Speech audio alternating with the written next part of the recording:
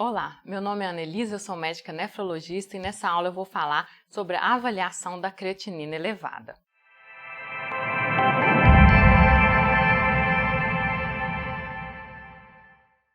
Bom, então o roteiro da aula é esse, a gente vai começar com uma introdução sobre esse tema, vou falar um pouquinho sobre a avaliação inicial do paciente, as principais causas de creatinina elevada e a abordagem desse paciente.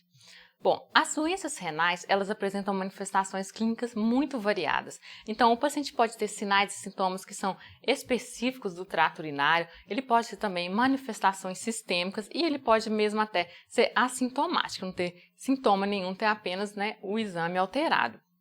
Então, como que a gente faz a avaliação inicial? O paciente chegou para você no hospital ou no ambulatório com exame de creatinina alterado. Como é que a gente vai abordar esse paciente? Primeiro, assim como em toda doença, na medicina, a gente vai fazer a história e o exame físico do paciente. Então, a gente tem que avaliar a duração da doença e isso é importantíssimo.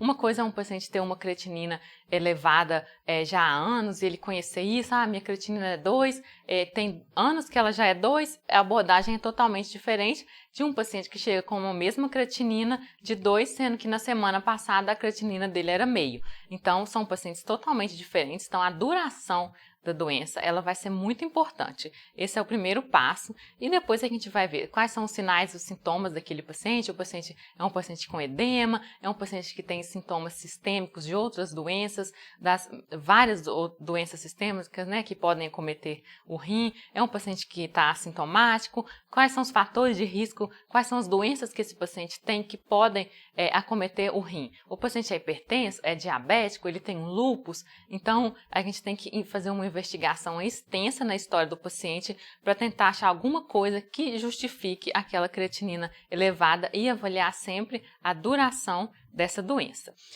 A creatinina, ela não deve ser levada em conta o seu valor isolado, porque a creatinina ela depende da excreção renal, mas depende também da sua taxa de produção. Então, a gente sabe que a creatinina é um derivado do metabolismo muscular. Então, se a gente tem um paciente, por exemplo, um homem de 20 anos com uma creatinina de 1,5, é totalmente diferente de uma mulher de 80 anos com a mesma creatinina de 1,5. Então, é por isso que a gente usa as fórmulas que estimam a taxa de filtração glomerular, ou o ritmo de filtração glomerular. Então, no paciente crônico, a gente sempre tem que calcular o ritmo de filtração glomerular e não levar em consideração o valor isolado da creatinina.